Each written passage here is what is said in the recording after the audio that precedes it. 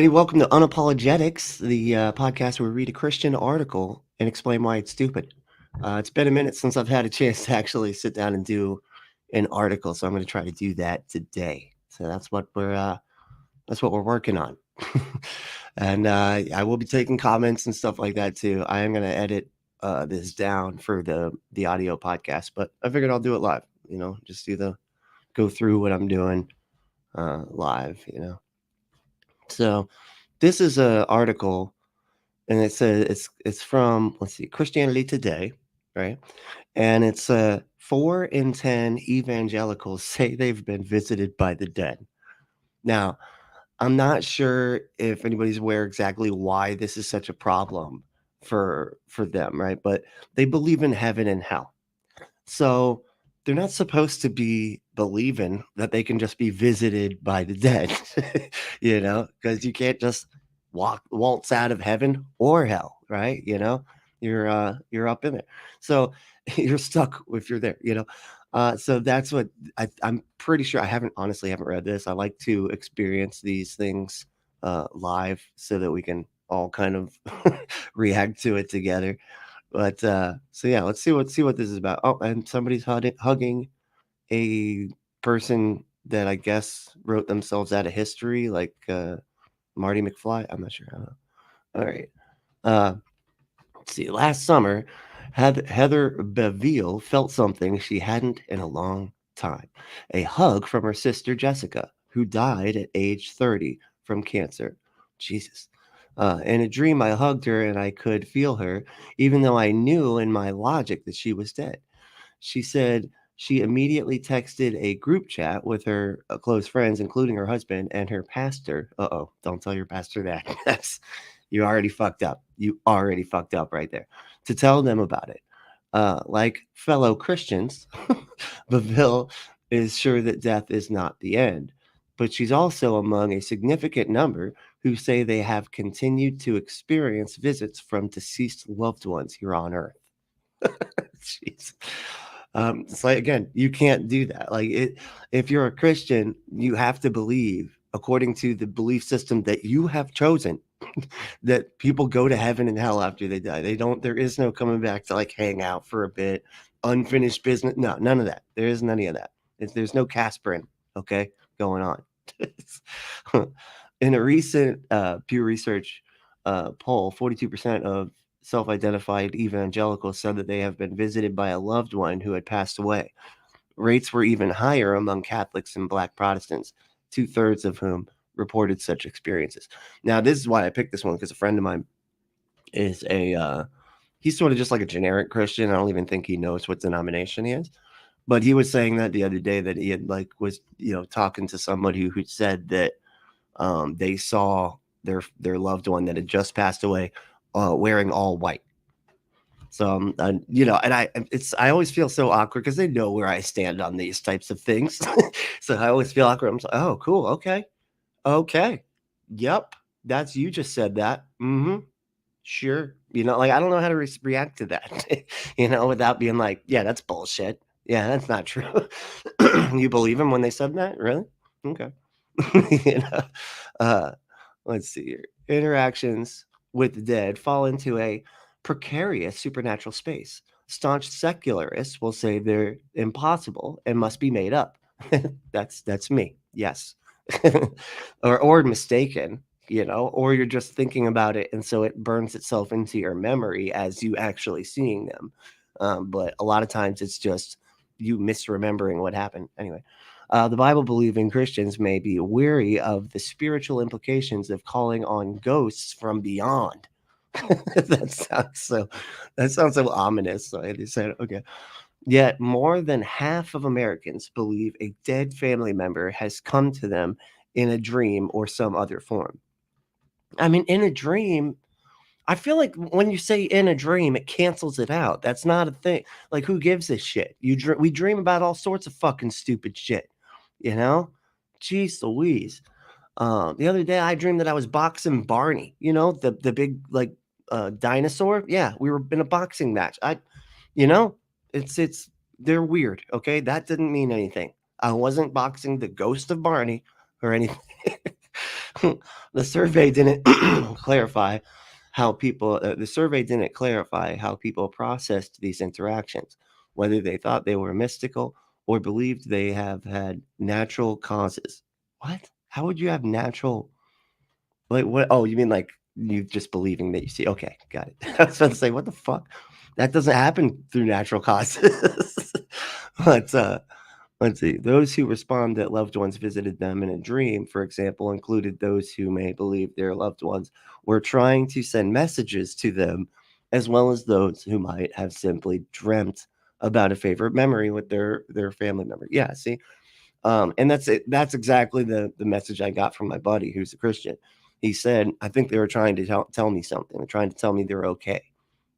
And I mean, you can obviously see that how, like, psychologically what's going on there.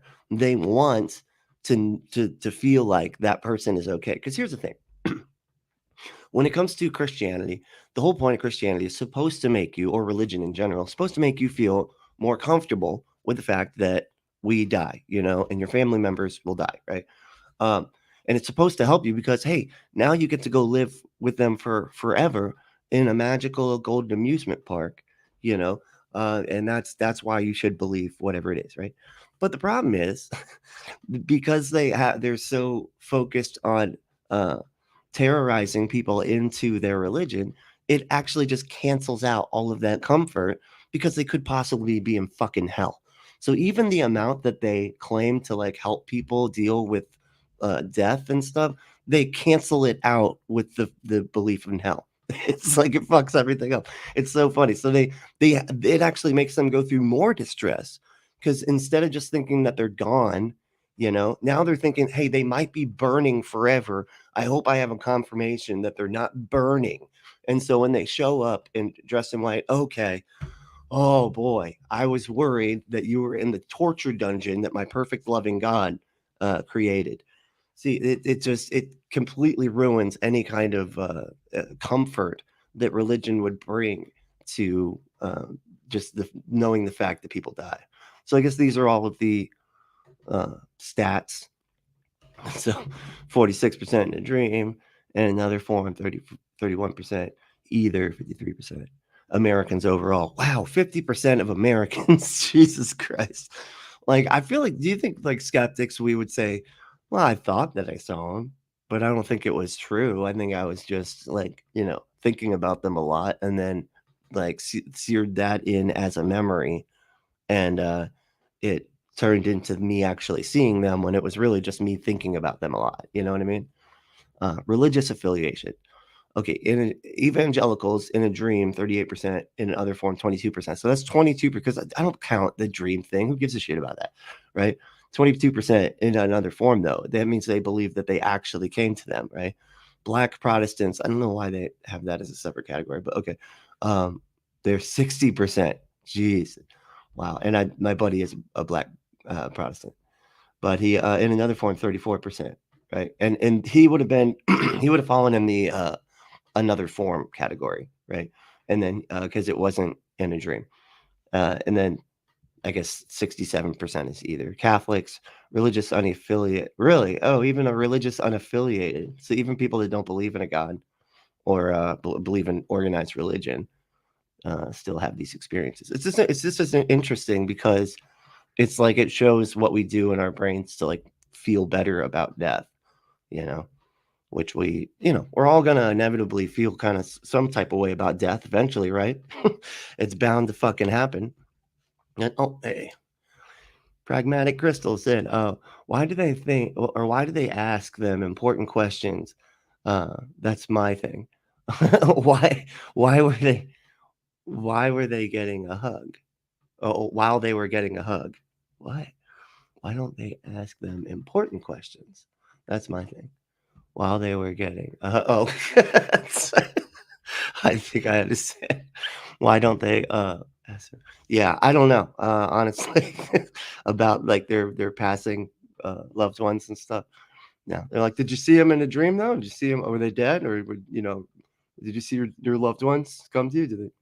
You're like, "Man, I'm dealing with a loss here. This is not cool." Let's see, uh, said The attribution problem, always, yeah. Let's see. Uh, Experience these interactions is correlated with some sense of religious faith. 63% of people with what Pew designates as medium religious commitment, which is practically none, by the way, in their in Pew's like thing. It's just like, do you go to church like 3 times a year or something like that? That's medium religious commitment. So, who may not go to church every week or pray every day, but still believe. Yeah, see, say that they have sensed their dead family members. Okay. People who are moderately religious seem to be more likely than other Americans to have these experiences. Pew researchers said this is due in part to the fact that some of the most traditionally religious groups, such as evangelical Protestants, as well as some of the least religious parts of the population, such as atheists and agnostics, are less likely to report having interactions with deceased family members. Hmm. I wonder why that is. you know, it's almost as if you're more grounded to reality, that you're not gonna believe that people actually visited you and stuff after they died. You're gonna be a bit skeptical if you even think that that happened. You're like, hold on, was I dreaming? That seems to, and then they're not gonna tell anybody their dream. They're not gonna be like, hey, I had a dream. You know, uh, Beville, who is now a hospice volunteer and Stephen Ministries lay caregiver at her church, identified with the findings. It's people who have the room and space to say there might be something more versus people who have more of that fundamentalist or black and white background, she said. Hmm, okay.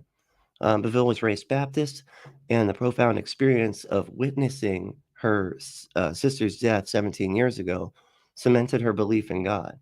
It was her faith that got her through the overwhelming grief that followed. Seeing Jessica in dreams and sensing her presence brought comfort. See, a lot of this is just like your brain's way of like calming you down, and making you feel better about it. That's which it seems perfectly natural to me. You know what I mean? Not long after Jessica died, Beville dreamed of her sister sitting in a diner in her healthy pre-cancer body. When Beville was in labor praying for a second daughter, she saw her sister in a rocking chair in the delivery room. See, and that's in like a moment of extreme stress. Shortly before giving birth to another girl, she teared up, recounting the story, which she repeats to her daughter, Elizabeth Jessica, every year on her birthday. That's okay. I don't know if your daughter wants to hear that. That's kind of weird. Okay. She's in heaven, but I very much feel her presence, and the sense of it brings great comfort, said Beville. Well, how is that? How is it how could it possibly be the fact that she's in heaven, but she's sending you messages or like coming to you and stuff like that's not how heaven works according to anything I've ever uh like seen, theologically anyway. Researchers say most people who report after death communications find the interactions to be comforting, not haunting or scary. Yeah, because that's exactly what the brain's trying to do. It's trying to comfort you. But they're often very valuable for people. Exactly. See, they give them hope that their loved one is still there and still connected to them. Julie Exline, a professor in Case Western Reserve University who studies the psychology of religion and spirituality, these experiences help people even if they don't know what to make of them. Yeah, because it's like I said, like I think that a lot of this is it's people don't want to think that they're just their loved one is forgotten. That's like one of their biggest fear because they don't want to be forgotten, right? So then that's like a fear for them. So they want to be like, so I mean, it's like so subconsciously they'll have these experiences believing that like, oh, they are actually there, they are actually communicating with them. When really they're subconsciously just saying, I don't want to forget this person. I don't because I don't want to be forgotten after I die. So I don't want to forget this person. You know what I mean? Seems like that's what's happening, as far as I can tell, anyway. Um, let's see, Professor. These experiences help people even if they don't know what to make of them. There are several factors that come into play for a person to turn to supernatural explanations for what they've experienced. A recent religions article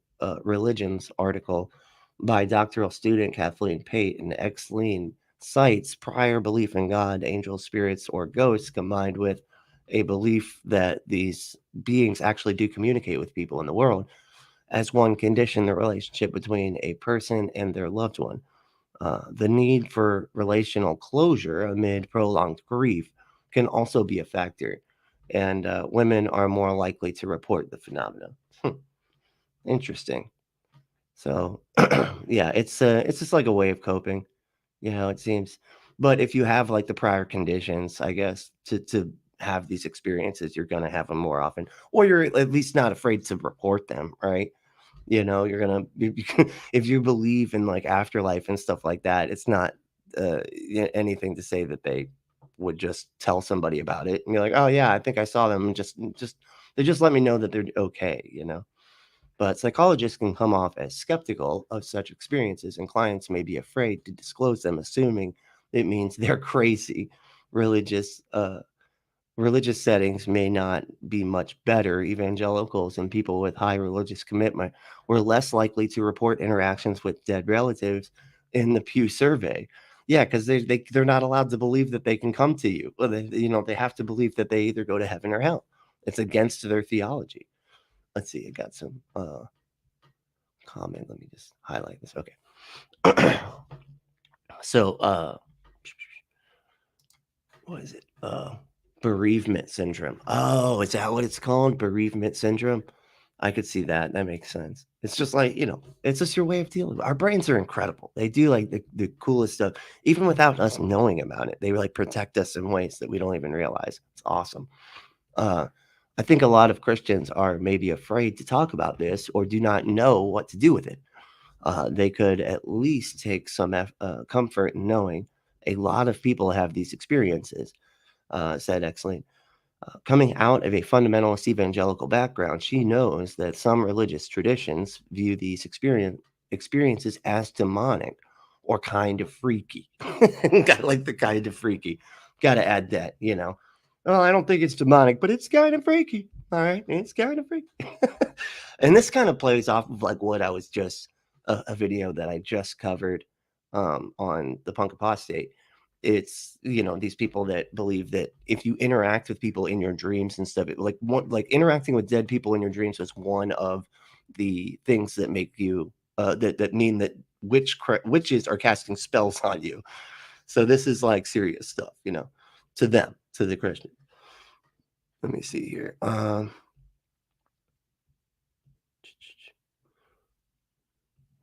right. The Christian faith operates around the reality of the spiritual realm, even if some of today's believers can be tempted to downplay it.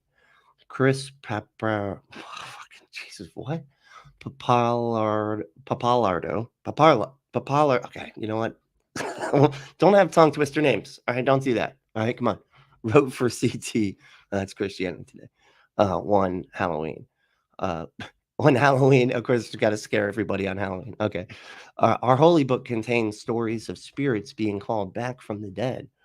And he's got some Bible verses there of men who thought they were seeing ghosts and demons who did tremendous damage, both spiritually and physically. Jesus. Okay. So why does anybody want to read this and believe this book? Jesus Christ. In fact, Jesus' ministry can be characterized as an extended battle between his Holy Spirit and the lesser spirits of darkness, a battle that finds its dramatic conclusion in the paradoxical defeat of those spirits on Calvary. It's really odd that they like were able to turn him into the victor after having being tortured to death by the Romans. But he's the one with the upper hand the whole time because that was what was supposed to happen. Okay, that's how you fix it. It's a no, I meant to do that kind of reinterpretation of Jesus dying or whatever. When it comes to the question of a portal to the other side, one night a year might be too modest. If the New Testament is any indication, that portal is never completely closed. What? They talk about a portal in the Bible in Ephesians? Okay. Uh-huh. Our world has far more spirits involved in its affairs than we realize. Of course, you think that. Of course. Inside and outside the church, Christians refer to their late family members, looking down on them or going with them as guardian angels. Whether that common imagining of the afterlife is actually theologically sound may depend on who you ask. Many theologians say that we can't know for sure what the previously departed are doing while we are here on earth. Well, that's good. At least that's what they're doing.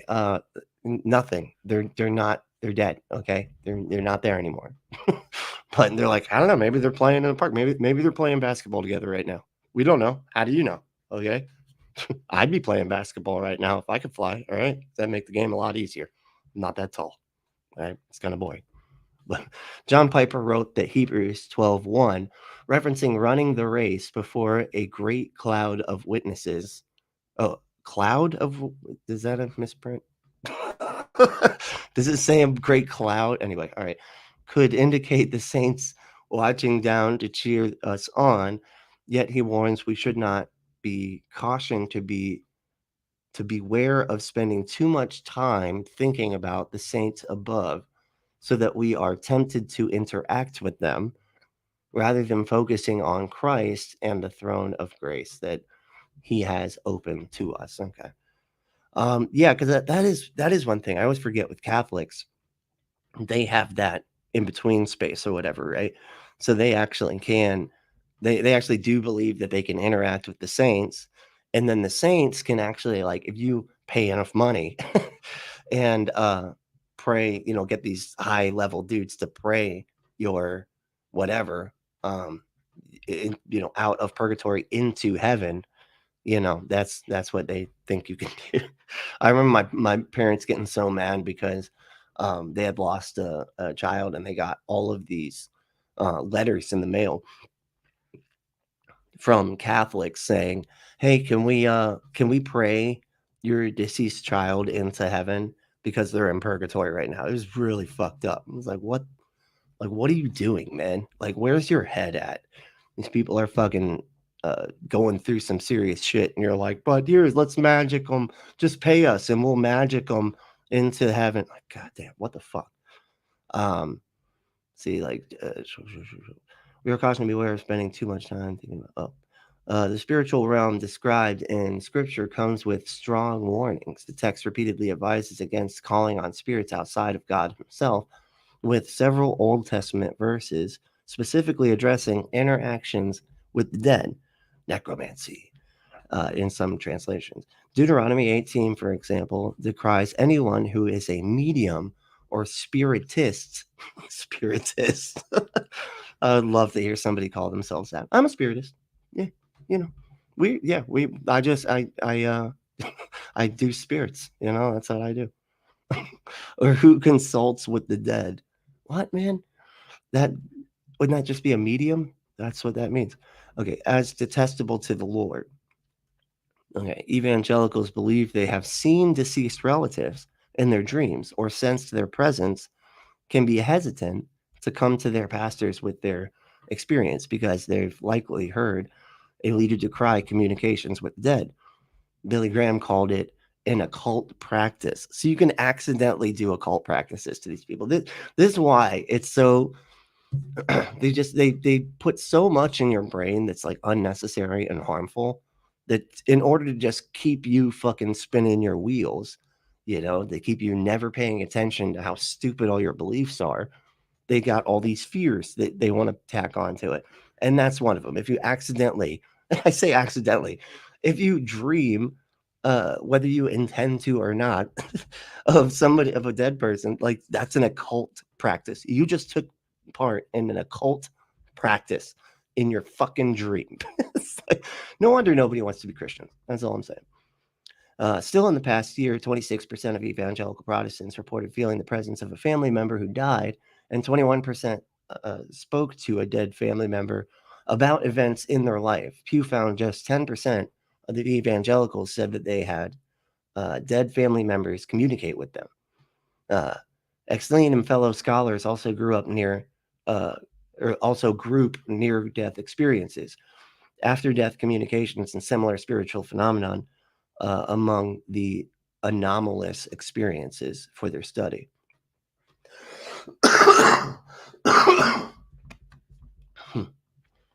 Excuse me.